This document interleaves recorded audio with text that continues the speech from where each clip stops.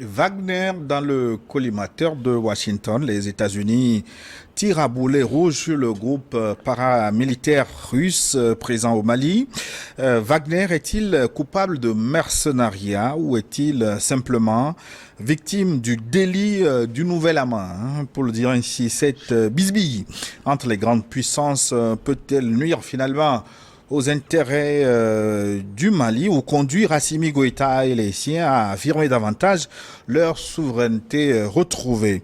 Question à évoquer avec nos consultants du plateau de cette semaine. Je vous présente d'abord Anani Sossou. Monsieur Sossou, bonjour. Bonjour Gilles, bonjour aux téléspectatrices et aux téléspectateurs. Anani Sossou est consultant en communication politique. J'espère que vous allez très bien. Par la grâce de Dieu, tout va bien, on a la pluie qui est abondante. Donc, et les maïs poussent-ils très bien? Très bien. Ouais, pour dire que vous êtes un grand agriculteur aussi. Hein. On rend grâce. Agripreneur. Avec vous, Sogoyou Kegewe. Excellence, bonjour. Bonjour Gilles, bonjour à nos téléspectateurs et bon dimanche à ceux qui sont allés à l'église. Qui sont très heureux de vous revoir. Sogoyou Kegewe est ancien ambassadeur du Togo et journaliste par ailleurs. Et nous saluons vous, chers téléspectateurs, au rendez-vous encore de la messe des dimanches. Nous vous saluons depuis Guérin-Kouka dans les mamelles du Togo ou dans les monts Barbabassa, à Guérin-Kouka, donc à Agné, à Wangelo, à Kara, à Sokore. Dans le Badou, à Mlamé, Lomé, au camp de police, même je peux aller à Fagnan dans le Bamono, à Klologo, dans le Vaud. Pourquoi pas à Niamey, à Bamako, dans l'Aïoa, à Luxembourg, un peu partout où vous nous suivez. Vous pouvez alimenter cette discussion avec vos messages WhatsApp. Je vous rappelle le contact, plus 228 96 46 10 31, plus 228 96 46 10 31. Écrivez-nous. Donc, Washington qui tire sur Wagner au Mali, c'est le thème du jour. Mais je voudrais comprendre d'abord pourquoi les Américains s'intéressent au Mali. Qu'est-ce qu'ils ont comme intérêt avec le peuple malien? Je voudrais démarrer l'émission avec cette question pour comprendre, pour planter le décor. Anani Sossou. Mais il faut comprendre que la zone sahélo-sahélienne est l'une des zones les plus riches au monde. Le Mali, à lui seul, il faut voir l'étendue de son territoire, qui regorge dans son sous-sol de l'hydrogène, de l'or. De l'hydrogène non encore exploité. Non encore exploité, ils ont commencé l'exploitation. Et n'oublions pas non plus que le sous-sol malien contient l'eau potable, l'eau minérale, la plus grande réserve au monde. Et en dehors de ces richesses naturelles, il faut dire que cette zone est très stratégique, géopolitiquement parlant. Et il faut reconnaître que le Mali sert à la fois de pont entre l'Afrique du Nord et l'Afrique australe, et l'Afrique subsaharienne. Donc cette zone, celui qui le prend, comme on dit, a la gâchette qui est sur l'Europe, et qui a la gâchette également sur les autres pays, sur les autres continents. Donc cette zone elle est tellement stratégique qu'elle crée des envies. Donc c'est une zone où les États-Unis veulent laisser leurs influences. C'est une zone où les Européens veulent également avoir une domination pour pouvoir contrôler, pas seulement l'Afrique, mais de manière à contrôler également la route même de l'Asie. C'est pour cela que cette zone, elle est tellement importante qu'elle crée des envies. Et ce n'est pas pour rien non plus que les Russes, d'ailleurs, aussi sont là. Donc les Américains le veulent, les Européens le veulent, les Russes aussi le veulent et les Chinois également. Donc c'est une zone vraiment stratégique en dehors de ses ressources naturelles. Mais tout le monde veut avoir le désert, le Sahel à sa portée. Donc c'est une zone qui a plus d'intérêt qu'on ne l'imagine, Sogoyou Kegewe. L'intérêt du Mali, c'est évident. Tout le monde voit ça, même si tu montres à ta vieille au village, tu dis bon, ça c'est le Mali, ça c'est les pays côtiers, au nord c'est les pays maghrébins. Même la vieille va comprendre que, attention, si tu es au Mali, tu es au cœur même de l'avenir de l'Afrique et de l'Ouest et du Nord. Comme il l'a dit stratégiquement, chacun aimerait bien être, disons, militairement là d'où il peut rayonner sur les pays environnants qui comptent. On n'en veut pas au Mali parce que le Mali seul compte. Mais on en veut parce que si tu es au Mali, tu peux rayonner sur d'autres pays qui comptent autant. On parle des richesses minérales. Mais le Mali, si tu es au Mali, tu as le Niger, tu as le Sénégal, tu as la Côte d'Ivoire, tu as même nos pays ici. Si tu es au Mali, donc le Mali compte à cause de ses richesses, mais le Mali compte à cause du fait que si tu es au Mali, ta main peut atteindre tous les autres pays qui comptent en Afrique occidentale et en Afrique du Nord. Mais on peut faire la même chose du Niger. Non, pour le moment au Niger, il y a un béni oui de la France-Afrique, un admirateur infatigable des œuvres du blanc chez les nègres. Parce qu'en fait, quelque part, Bazoum lui ne se prend pas trop pour un nègre. Hein. Quand tu le regardes, comment il parle, comment il agit, tu sais qu'il ne se prend pas pour un noir. Donc on peut mater les noirs au Mali, on peut mater les noirs au Burkina Faso. Bazoum, il est content. Donc pour le moment, il fait le singe au Niger. Il est un grand admirateur des Blancs. Il est un très grand admirateur et promoteur des djihadistes, puisqu'il dit, Bazoum, chef d'État, ayant une armée qui fait face aux terroristes, il dit, les terroristes, ils sont plus forts que nos armées. Mais quand même, pour un chef d'État, je crois que la CEDEAO devait l'interroger, l'Union africaine devait s'inquiéter. Mais non, c'est lui qui a le vent en poupe, c'est lui qui parle, c'est lui qui est donneur de leçons aux Maliens. Les seuls pays africains noirs, francophones, qui sont en train de sortir la tête de l'eau, Bazoum est payé pour les intimider. Mais là n'est pas la question, mais ce que je disais, mais le Niger peut servir aussi de terre stratégique. Non, le Niger peut servir de terre stratégique. Il faut voir la profondeur des espaces. Il faut voir la profondeur. Où est le Niger par rapport au Mali? Mali par rapport à l'Afrique du Nord. Mali par rapport à nos côtes. Mali par rapport aux pays de l'Ouest comme le Sénégal, la Gambie et les autres.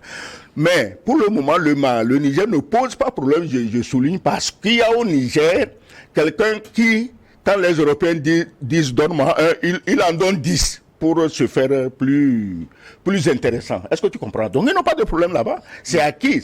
Le Niger, c'est dans la poche. Ce que j'ai déjà dans la poche, c'est pas un problème. Je veux conquérir ce qui n'est pas encore dans ma poche. Mais la réalisation peut nous proposer une carte de l'Afrique de l'Ouest pour comprendre ce qu'ils disent. En fait, les enjeux ne sont pas les mêmes. Et par rapport au Niger, la position du Niger par rapport à la position du Mali, c'est pas la même chose. Voilà. Du Mali, on peut atteindre rapidement la Mauritanie, on peut atteindre rapidement l'Algérie. Et là, on est déjà au niveau de la Méditerranée. Du Mali, du Niger, par exemple, on a la Libye. Mais il faut voir le chaos qui est en Libye. Donc c'est déjà difficile pour eux.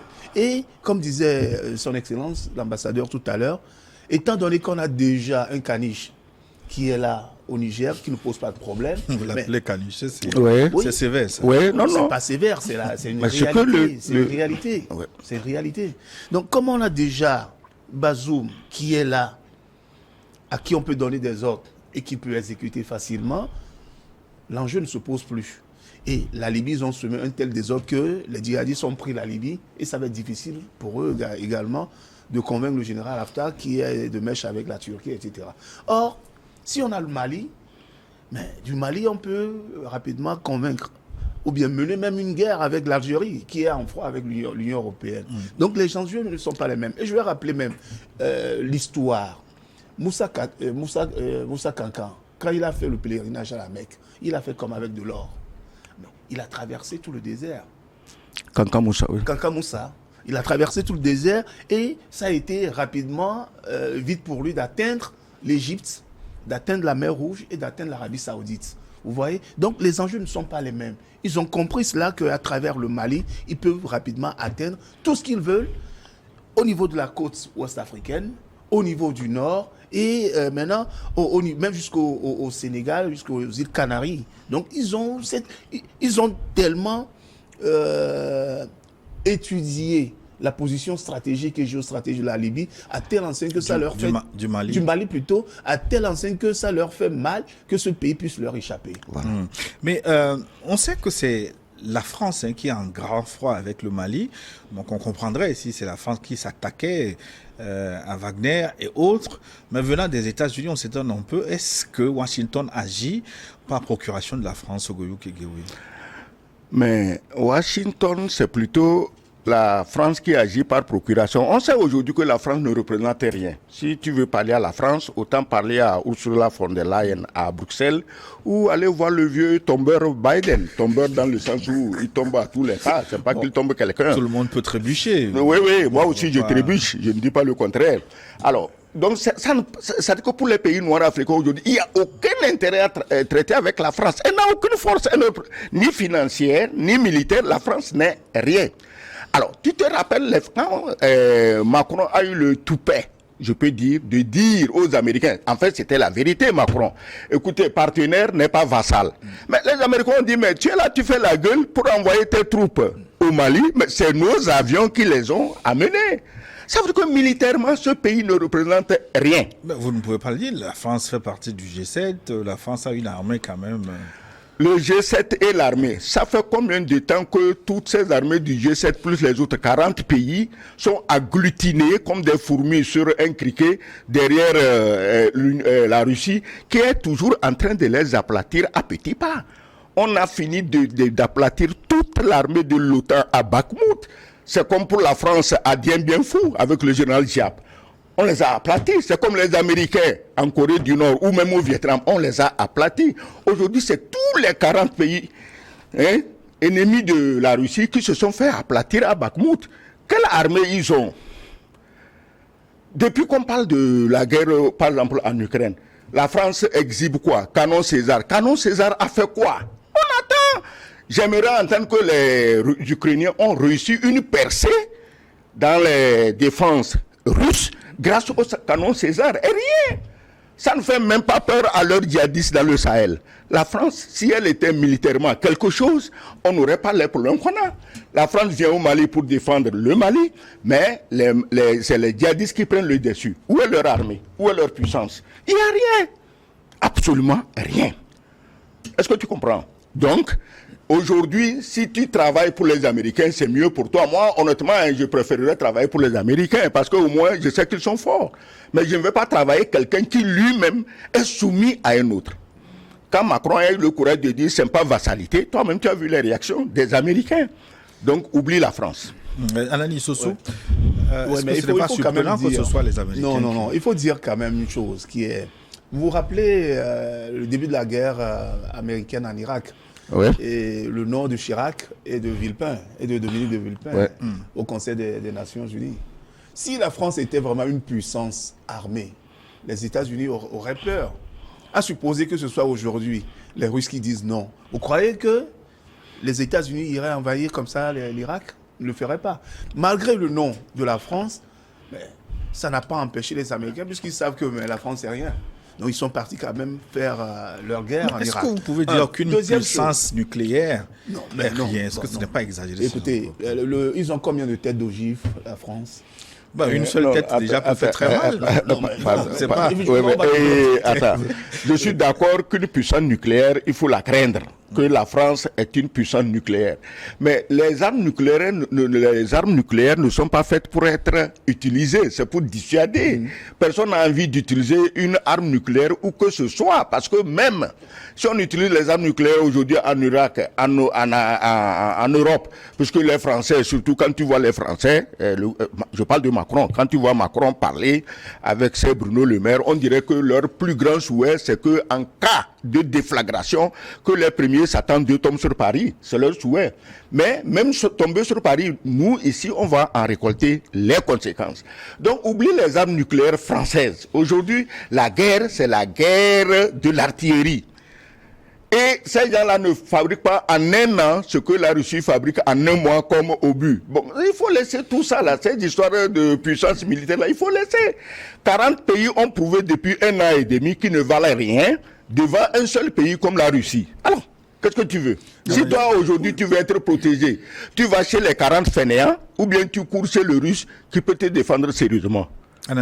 Oui, donc, pour continuer ce que je disais, donc, la France, militairement parlant, n'est pas une puissance armée.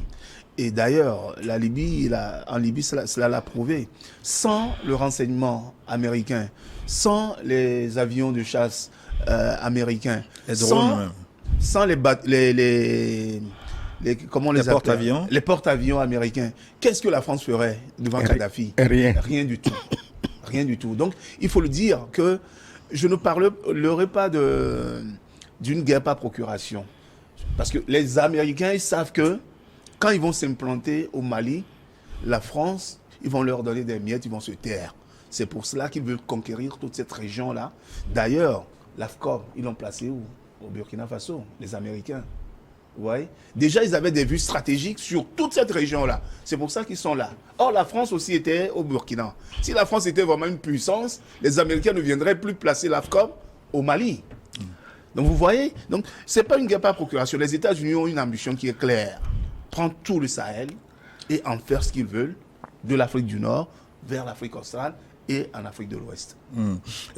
Pour revenir à Wagner, il est diatribe sur cette société militaire privée russe. Je voudrais comprendre si en Afrique, ils sont les seuls à opérer, parce qu'on n'entend que Wagner sur le continent. Oui, mais comment en Afrique? Les sociétés militaires privées américaines ont aidé à raser l'Irak. Hein, Blackwater. Les Blackwater et tous les autres, les Français avec leurs légions étrangères. Mais c'est des bandits qui faisaient le tour de l'Afrique pour faire des coups d'État. Tu te rappelles Bob Denard, on tue un président au Comores, on vient chez nous, à côté de nous, au Bénin, on veut renverser Kérékou. Mais ça, c'est des sociétés criminelles privées occidentales. Personne n'en parle. Est-ce que Wagner a renversé un chef d'État en Afrique? Non. Wagner ne nous fait aucun mal, mais on nous dit de condamner Wagner. Pourquoi? Mais si maintenant ils ont des problèmes avec Wagner, Wagner ne se cache pas. Wagner était à Bakhmout. Moi, je croyais que les Américains et Français vont y dépêcher leurs commandos pour mater Wagner. Au lieu de quoi, chacun est caché dans sa cave. Zelensky, qui joue au garçon, il a fui pour se cacher dans les pays voisins, notamment en Pologne, pour bavarder. Mais si vous en voulez à Wagner, Wagner ne se cache pas. Wagner dit, je suis à Bakhmout, j'ai fini Bakhmout, je vais retirer mes forces, on va se reposer un peu. Bon, après, il me faut 200 000 hommes pour marcher sur Kiev. Est-ce qu'il se cache? Pourquoi on vient le chercher avec des microscopes en Afrique, alors qu'ailleurs, il est visible à l'œil nu et même à 1000 km? C'est pas sérieux. Wagner. Mais si on a vu en Russie Wagner combattre aux côtés de l'armée russe, quand même, ce n'est pas un petit groupe de malfaiteurs comme on tente de le faire croire. C'est ça ce que les médias de propagande occidentaux veulent faire croire au monde entier. Or, tout le monde connaît la réalité. On a vu Blackwater combattre aux côtés de la première puissance militaire, comme on dit, américaine, en Irak, en Afghanistan. Qui en a parlé? Personne. Pourquoi Wagner les intéresse tant ou bien pourquoi ils en parlent mal? C'est pas Wagner qui est la première armée privée qui opère dans les champs d'opération militaires au monde. Plutôt, ce sont les Américains qui, depuis des années, ont construit, équipé et financé des armées privées pour aller faire le sale besogne, là où ils ne peuvent pas officiellement le faire. Mais vous vous souvenez de la guerre d'Irak? Si vous pouvez savoir ce que Blackwater a foutu dans ce pays, en larguant des bombes, lors des mariages, en larguant des bombes sur des civils. Mais il faut voir ce qu'ils ont fait en Afghanistan.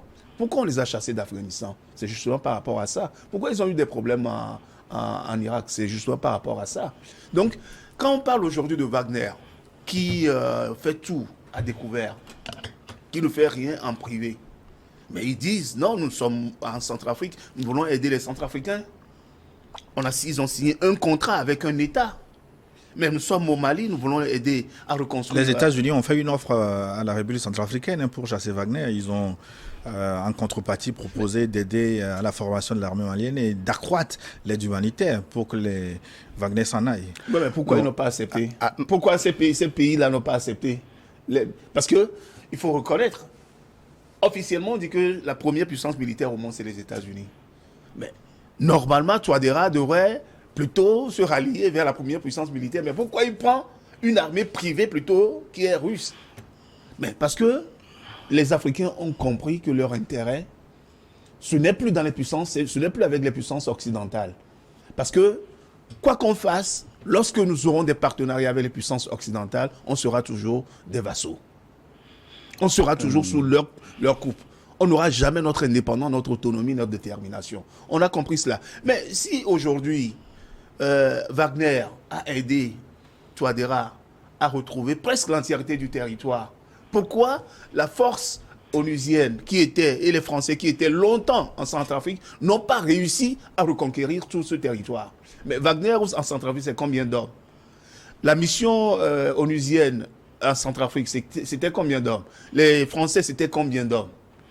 Et pourtant, ce sont eux qui ont alimenté à la fois les milices de Bozizé, à la fois la Zéleka, c'est ça, je crois, non? Ouais. La Zéleka, ce sont eux qui ont alimenté ces milices et ils ont coupé, ils ont divisé, morcelé le pays pour pouvoir bien les dominer. Mais quand les Russes sont arrivés, en un rien de temps, on a retrouvé l'entièreté du territoire, presque l'entièreté du territoire centrafricain. Presque l'entièreté. Je lisais même une dépêche dans la semaine, je n'ai pas encore eu confirmation, mais il y a l'ambassadeur de la Centrafrique en Russie qui semblait dire que bientôt il y aura une base militaire russe en Centrafrique de 5 000 ou de 10 000 Exactement, oui. C'est confirmé. Et c'est normal. Attends, c'est confirmé. Tu disais tantôt que les Américains ont promis aider les Centrafricains pour qu'ils n'aillent pas avec Wagner. Mais on est fatigué d'être aidé, Gilles.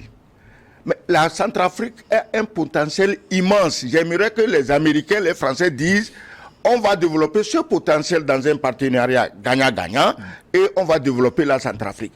Maintenant, vous voulez les replonger dans leur misère et les aider. De temps à autre, bon, FMI a dit quoi, Banque mondiale a ajouté quoi, vous devez payer, bon, désormais, vous n'avez pas le droit de recruter les fonctionnaires parce qu'il faut que vous devez augmenter les tarifs de l'eau et de l'électricité, vos populations vont mourir de faim, vont mourir de soif. Après, les mêmes retournent voir les populations pour leur dire, ah non, c'est vos dirigeants qui sont mauvais, il faut les attaquer. On va jouer à ce jeu jusqu'à quand?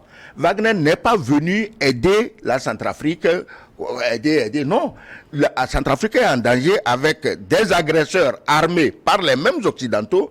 Wagner est venu pour les chasser. Il faut faire attention, ce n'est pas seulement en Centrafrique. Wagner leur a fait le stop en Libye, même s'il n'a pas pu chasser ces gens-là de Libye. Il est allé les arrêter en Syrie. Il est en train de les envoyer au diable à Bakhmout, en Ukraine. Et c'est pourquoi, dès qu'on dit Wagner, tous se mettent à trembler. À Paris, dès qu'on entend Wagner, tout le monde tremble. À Washington, tout le monde tremble. Mais eux aussi n'ont qu'à former des soldats valables, quand même. Ce ne sont pas des diables. Wagner, ce n'est pas des diables. C'est vrai que, entre-temps, les soldats ukrainiens ont dit que les soldats de Wagner se battent quoi avec de la magie. Voilà, de la magie. Ils ont dit ça. Ça veut dire quoi? Ils ont peur. C'est des gens formés, ultra formés. Mais les autres aussi peuvent former leurs soldats. Au lieu d'être là à pleurnicher, ils veulent quoi? Que leur Dieu vienne attraper Wagner? Ils n'ont qu'à invoquer Jésus. Jésus va venir arrêter Prigozhin. Ça suffit comme ça.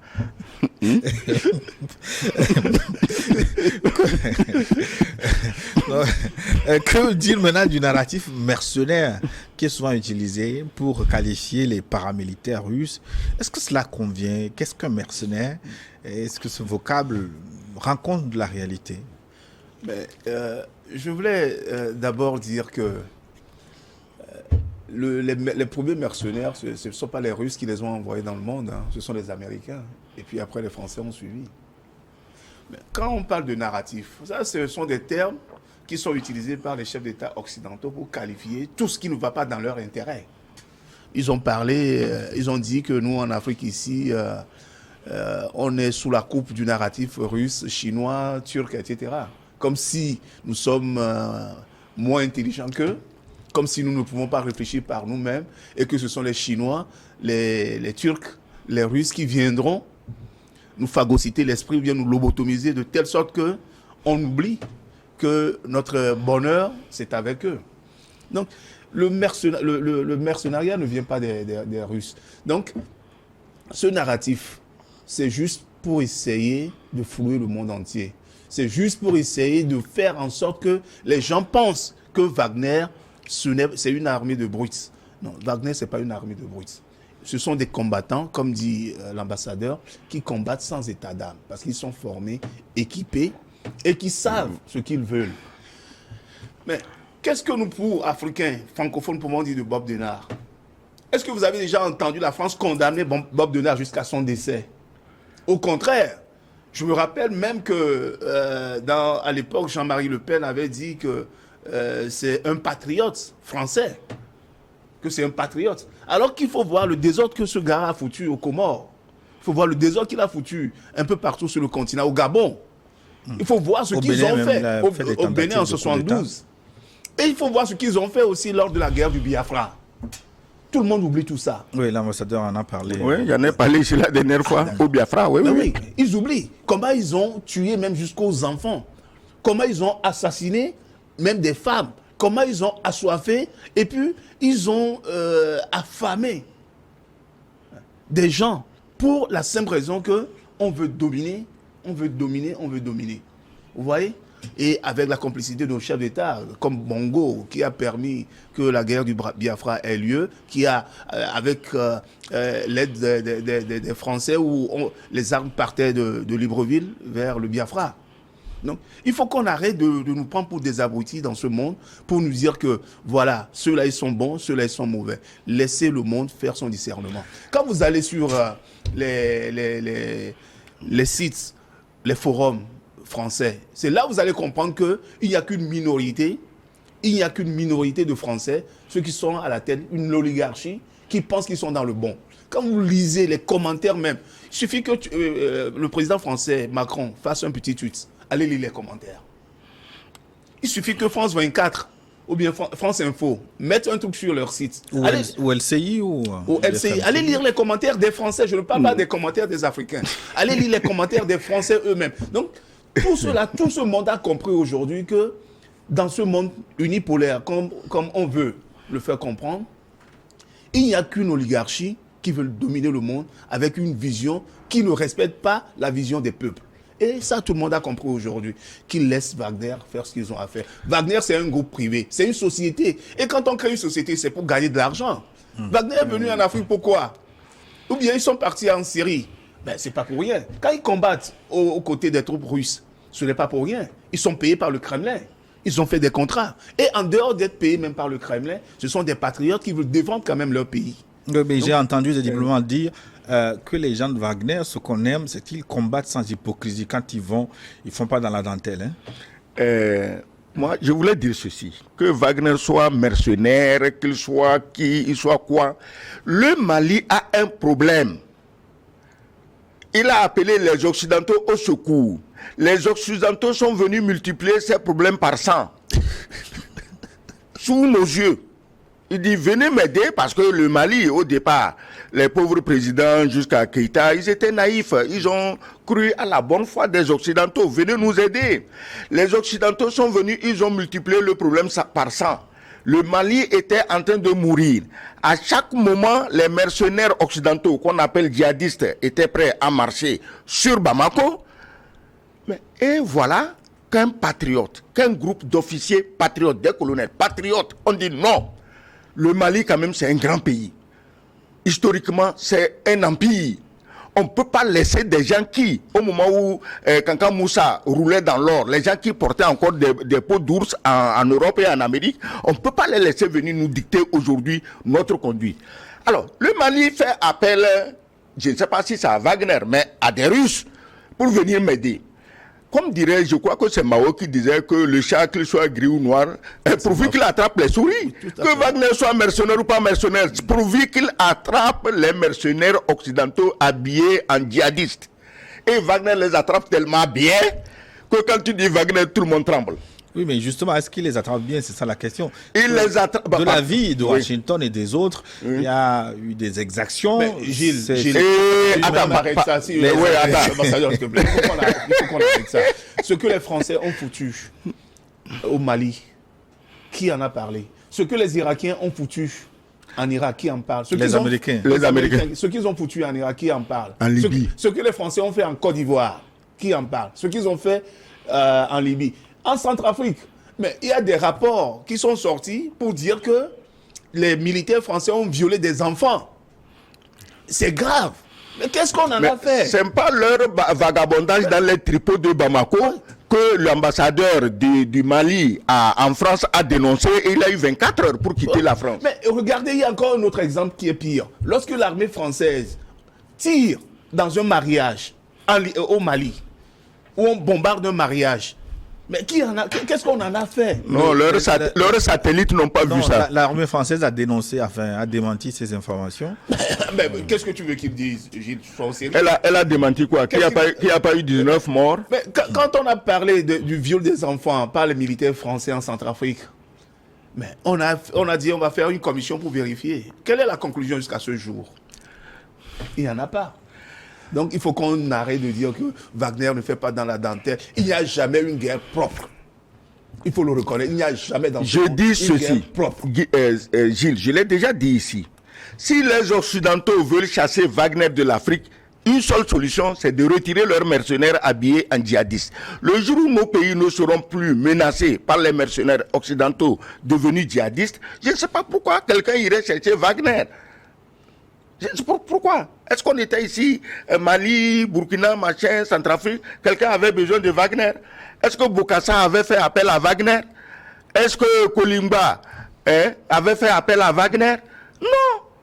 Mais si vous envoyez vous-même vos mercenaires, et qu'on sait que seul un mercenaire peut en inquiéter un autre, mais tu envoies un mercenaire, moi je cours chercher Wagner, retire tes mercenaires et il n'y aura pas de Wagner. C'est tellement simple que je ne sais pas pourquoi on passe du temps à épiloguer sur les histoires de Wagner. D'ailleurs, ironie du sort, c'est le président français qui a demandé à Touadéra d'aller voir Poutine. Hein, pour régler. Voilà, par rapport aux armes qu'ils ont saisies chez les terroristes qu'on ne pouvait pas. Dans la corne de l'Afrique. Pour le Mali, qui a promis un État indépendant, l'Azawad? Ça, les gens refusent de le reconnaître. L'Azawad est né comment? Et qui leur a promis un État indépendant? N'est-ce pas les Français? Mais vous avez un pays qui s'appelle le Mali, qui est dans son entièreté et qui contient plusieurs groupes, plusieurs communautés ethniques. Maintenant, vous allez vous appeler des gens, parce que pour vos intérêts, vous appelez une communauté et vous leur dites « Ah, rébellez-vous, on va vous aider à créer un État indépendant, l'Azawad. » À morceler le Mali. Et vous croyez que les militaires maliens patriotes ils vont accepter cela? Mais il y a Assimi Goïta d'abord, et puis le président Ibrahim Traoré, qui ont fait des révélations qui sont vraiment scandaleuses. Lorsque les Français leur interdit d'aller combattre, alors qu'on a repéré la position des terroristes, des djihadistes, on veut aller au front pour les combattre. Les Français leur disent non, on leur barre la route, n'allez pas. Anani, il n'y a pas de terroristes dans le Sahel. Il y a les mercenaires de l'OTAN. Parce que si tu continues de les prendre pour des terroristes, mais tu fausses tout. Parce que c'est eux qui ont envoyé leurs mercenaires et ils leur ont promis toute impunité parce qu'ils leur disent si jamais l'armée malienne veut vous combattre, nous on arrête l'armée malienne. Ils l'ont fait. Si malgré ça ils arrivent à tuer un ou deux, on va les traîner à la CPI. C'est ce qu'ils sont en train de chercher. Donc, il n'y a pas de djihadistes dans le Sahel. Oui, il y a des mercenaires. Si c'était vrai, comment se fait-il que ce combat qui est mené au Niger a quand même quelques résultats? On a annoncé la semaine dernière une opération conjointe avec l'armée française et les forces armées nigériennes. Vous savez, quand on parle du Niger, bon, leur président, c'est vraiment c'est une somme de naïveté hein, quand vous voyez Bazoum parler. Mais qu'est-ce que tu veux? Bazoum, depuis qu'il a prêté gîte et couvert à tous les indésirables armés français, européens, mais ils jouent le jeu. Je croyais que tu veux me dire qu'il n'y a plus un seul terroriste sur le territoire nigérien. Là, je vais applaudir. Le reste, c'est de la poudre aux yeux. Non, mais il faut voir, lorsque Issifou, le président Issifou était au pouvoir, vous avez vu comme il n'est pas un toutou, il y a eu beaucoup d'attaques au Mali, au Niger plutôt, et il y a eu des centaines de morts. Mais depuis que Bazoum est là, comment tu veux maintenant que les Français envoient encore leurs chiens contre un toutou qui obéit déjà aux ordres? C'est pour ça qu'il y a une accalmie au Niger. Je parle d'accalmie. Attendez qu'il y ait les prochaines élections et que Bazoum ne soit pas là, qu'un patriote arrive au pouvoir. Vous allez recommencer à voir le nombre d'attaques djihadistes qu'on aura au Niger. En dehors des violations des droits de l'homme, je voudrais qu'on analyse, avant la deuxième partie, ce que les Américains reprochent spécifiquement ces derniers temps à Wagner au Mali. Il leur est reproché de commander des armes en Turquie à destination de Moscou pour utilisation en Ukraine sous le couvert de Bamako. Est-ce que c'est une opération illicite? D'abord, c'est un scandale. C'est une vraie honte pour une puissance comme les États-Unis de concocter des mensonges aussi délirants, aussi enfantins. On dirait que tous, ils fument les mêmes herbes que Zelensky. Parce que attention, regardez quand même la géographie. Si la Russie veut vendre des armes ou donner des armes à chose, si la Turquie veut donner des armes à la Russie, il y a tellement de moyens, qu'ils soient terrestres, qu'ils soient maritimes, qu'ils soient aériens, qu'on ne peut pas se livrer à ce jeu de contorsionnistes, de fakirs contorsionnistes indiens. Est-ce que tu comprends? Alors, imaginons le scénario, les armes quittent la Turquie. Comment? En avion? Le Mali n'a pas de port. En avion ou par terre, viennent jusqu'à Bamako. Et de Bamako, on les charge. Comment encore? En bateau, en avion, par terre, et on les amène en Russie. C'est un scandale parce que le Mali lui-même est à la recherche d'armes pour se battre. Il ne les a même pas encore entièrement.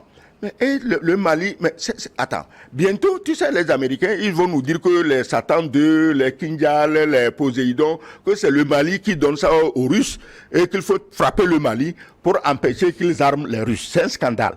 Plus de 40 pays arment l'Ukraine et aujourd'hui, sur de simples soupçons, on accuse un pays aussi pauvre, aussi faible que le Mali d'armer la Russie.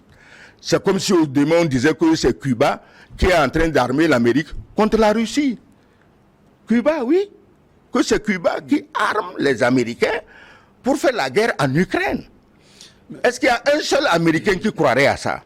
Pourquoi vous voulez que nous les Noirs, si c'est pas qu'en Afrique, nous les Noirs, il y a parmi nous tellement de timbrés, tellement d'idiots, que bon, quand c'est les Blancs qui ont dit, on applaudit. Mais j'ai dit aux Maliens, j'ai dit à Assimi Goïta, tiens bon, ils ne pourront rien. S'ils veulent, tu les chasseras du Mali comme on les a chassés du Vietnam. Les rapports des services secrets américains, il ne faut pas être naïf là. Ils servent à quoi les services secrets? On peut dans son bureau concocter n'importe quel rapport. Quel rapport? Ça, on le sait. C'est pas sérieux. Mais à supposer. Oui. Voilà. À supposer même que ce soit vrai. À supposer que vraiment la Turquie arme la Russie. Où est le problème dans ça? Mais la Russie, c'est un État. La Turquie, c'est un État.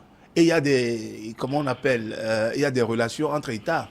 Mais si la Russie a besoin, par exemple, des drones turcs, il va voir Erdogan, il signe un contrat de vente, d'achat, de vente, et puis c'est livré. Où est le problème dans ça? La Turquie est membre de l'OTAN. Est-ce que ce n'était pas simple aux États-Unis de demander à la Turquie de ne pas vendre ces armes? Non, il ne peut pas. La Turquie est une puissance militaire, et attention, il ne peut pas s'amuser avec eux, mais ils savent que le Mali, bon, c'est un petit pays, on peut le piétiner comme on veut. Il ne peut pas. Il ne peut pas toucher à la Turquie. Est-ce que les États-Unis ne vendent pas des armes à n'importe qui dans ce monde?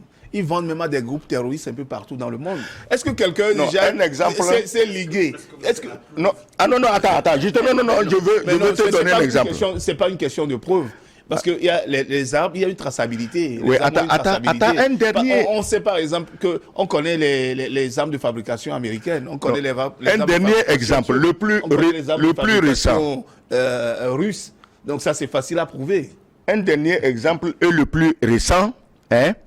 Tu as vu ce qui s'est passé à Belgorod, oui, en Russie. Mais des soi-disant militaires ukrainiens ont attaqué. Avec quoi? Avec des véhicules blindés lourds américains. Alors, maintenant que les commandos russes les ont aplatis en moins de temps qu'il ne faut pour le dire, parce qu'ils croyaient qu'ils vont faire une percée, et ils vont dire, ah, la contre-offensive va commencer. Ils ont été stoppés net. On a détruit les véhicules américains qui étaient censés être indestructibles. Alors, on dit, l'Ukraine a attaqué, l'Ukraine dit non. On dit les Américains disent non, que c'est plutôt des groupes terroristes anti-Poutine qui ont attaqué. Ok, pour les groupes antiterroristes, ce que 40 pays n'ont pas pu gagner, 2 ou 3 têtes brûlées terroristes russes vont pouvoir le faire contre Poutine. Maintenant, si c'est les terroristes qui leur a donné les armes, ça veut dire quoi? Ça veut dire que c'est un exemple pour vous dire comment les États-Unis aident partout les terroristes. C'est-à-dire qu'il y a des terroristes en Russie. Les États-Unis et leurs chiens de garde, l'Ukraine, leur envoient des armes. Et des armes lourdes, ils ne peuvent pas nier. Donc c'est le même stratagème dans nos pays. On donne des armements aux terroristes, aux mercenaires. Et quand ça, il dit non, mais attends, Gilles, c'est vrai, on dit que les terroristes ont puisé dans les stocks de Kadhafi. Mais ça fait longtemps qu'ils se battent, ces armes auraient dû être épuisées. Alors qu'ils continuent pas avec des armes rouillées, des stocks de Kadhafi. Les munitions, ils les trouvent où? Ils les trouvent où? Donc, ils les arment de la même manière. Ici en Afrique, personne n'en parle parce qu'on n'a pas les médias dominants. Mais en Russie, au moins, ça commence à se savoir. Ils ont donné des équipements lourds à des mercenaires, à des terroristes russes pour attaquer le gouvernement central russe. Oui, et maintenant, ils disent non. Vous avez caricaturé une situation, mais qui mérite quand même qu'on s'y attarde un peu. Quand Bazoum dit que les groupes terroristes sont plus puissants que les armées, c'est une phrase qu'on doit quand même décrypter. Oui, j'ai dit que la CEDEAO et l'Union africaine auraient dû s'intéresser à la phrase. Mais au fait, Bazoum a raison. Parce que depuis qu'il a reçu Américains, Français, Anglais, tous les soldats perdus de la planète chez lui, et il voit leurs armes. Et il sait que c'est ces armes-là qu'on donne aux terroristes au Mali. Il se dit, ah non, c'est pas sûr que les Maliens puissent avoir les mêmes armements. Donc, il conclut que les Maliens ont affaire à des gens plus puissamment armés. Il sait de quoi il parle. On va parler de manière factuelle. Il sait de quoi il parle. On se rappelle Idriss Déby. Voilà. C'est paix à son âme, son interview avec Foka. Et on se rappelle Issifou, le président Issifou, son interview aussi avec le même Alain Foka. Qu'est-ce qu'ils ont dit? Ils ont dit, mais vous voyez ce qui se passe dans le Sahel, jusqu'au Tchad, avec Boko Haram et tout. Mais nous voulons des armes pour les combattre, pour combattre ces groupes terroristes-là. Mais l'Union européenne leur avait promis, ils ont demandé combien? Ils ont demandé, je crois, 1 ou 2 milliards d'euros. Mais l'Union européenne avait promis. Ils n'ont même pas eu un seul copec. Même pas un seul franc ils n'ont reçu en plus de 5 ans. Ils n'ont pas reçu en plus de 5 ans. Mais dans le même temps que des États constitués veulent défendre l'intégrité de leur territoire face à des groupes terroristes, que les Français, que les Américains, que les Européens disent qu'ils sont dangereux et qu'il faut les combattre, dans le même temps que ces États demandent, vous ne leur fournissez pas les armes nécessaires. Vous ne leur fournissez pas les aides nécessaires. Maintenant que ces États... Pas les aides parfois, parce que... Ils achètent même, on ne leur livre pas. Oui, c'est ce que la France arrête des armes achetées. Traoré a été clair là-dessus. Oui. Mais maintenant que ces chefs d'État, ou bien une nouvelle génération de chefs d'État ont compris que, même si on va vous demander, vous n'allez pas nous donner. Mais quand moi j'ai faim et que je viens chez l'ambassadeur, il ne me donne pas à manger. Alors que lui et moi, on a des relations, on a des liens qui sont des relations centenaires, ou bien des relations depuis plusieurs années. Il ne me donne pas à manger. Mais si Gilles en a, mais je vais aller chez Gilles pour prendre à manger. Et c'est ce qui se passe. Les Occidentaux, vous ne voulez pas leur donner livrer des armes. Même pas et dans manger, le même temps, on parle d'achat, donc. Oui. Quand vous dites aller pour manger, c'est... Dans le même temps, les gens ont trouvé une issue. Cette issue-là, ce sont les Russes. Les Russes disent, bon, d'accord, il n'y a pas de souci, nous, on va vous vendre nos armes. Et le mieux, on va vous envoyer même des instructeurs pour vous former au maniement de ces armes-là. On va vous envoyer des instructeurs pour former vos équipes, pour qu'ils soient aguerris à pouvoir combattre ces gens-là. Et dans le même temps, M. Kegeo, qui ne veut pas me donner à manger, se plaint maintenant que, mais pourquoi je vais chez Gilles pour aller acheter à manger? Mais quelle est cette logique-là?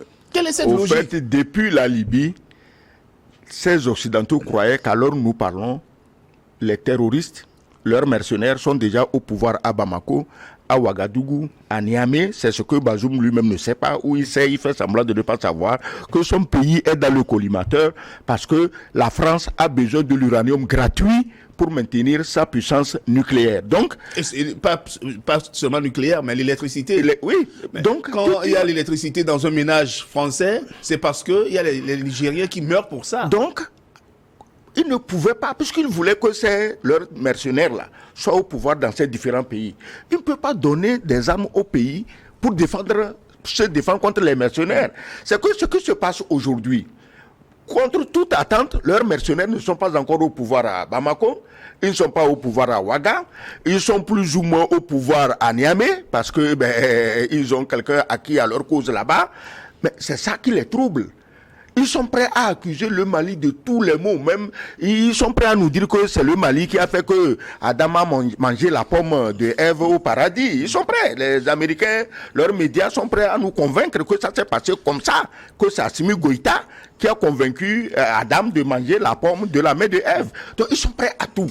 Il n'y a que Bazoum actuellement qui se masturbe. Vous avez vu le général, le chef d'état-major de l'armée nigérienne qui était au Mali, pour qu'il a tenu. Qu'est-ce que Bazoum a fait comme réponse Il a été sauté. Non, il n'a pas été sauté, il a été nommé ambassadeur aux Émirats Arabes Unis. Bien sûr. Vous voyez ça? Ça veut dire que déjà, les Nigériens, y compris au sein de la Grande Muette, ne sont pas sur la même position que Bazoum. Donc, il sait que non seulement la population, la société civile, elle vont debout contre son pouvoir et contre son alignement sur la France. Et dans la Grande Muette, il sait également qu'à tout moment, il peut partir.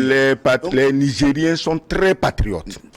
Comme Bazoum lui-même ne sait pas d'où il vient, il ne peut que maltraiter son armée et la lier derrière les Occidentaux, mais ça ne va pas durer. Les Nigériens sont très patriotes. On l'a eu par le chef d'état-major. Les Nigériens sont très patriotes. Ils aiment leur pays, que ce soit les militaires ou les civils. Sauf Bazoum, qui se demande lui-même s'il est Nigérien. C'est pas moi qui le dis, je dis il se demande lui-même s'il est Nigérien. Bon, il y a des documents qui ont circulé, qu'il était malien. Je n'ose pas le dire. Il avait même milité dans la Zawad. Mais bien sûr qu'il avait milité dans la Zawad. Il y a ces déclarations qui sont là. Mais toutes les déclarations qu'il fait aujourd'hui, c'est pour protéger les gens de la Zawad. Ses amis d'hier et d'aujourd'hui d'ailleurs. Rien ne nous dit qu'il a fini. Donc, oublions ce gars-là. Les millions de Nigériens sont épris de paix et d'indépendance. Et ils sont tout à fait malades de voir leur pays envahi par des armées étrangères. Est-ce que Bazoum fait même est encore dangereux? Est-ce que les Maliens peuvent résister contre ces tirs groupés des Occidentaux? Nous allons en parler dans la seconde partie de New World Forum, mais là nous marquons une pause pour une nouvelle édition du journal. Nous revenons avec vos questions via WhatsApp +228 87 46 10 31. Tout de suite.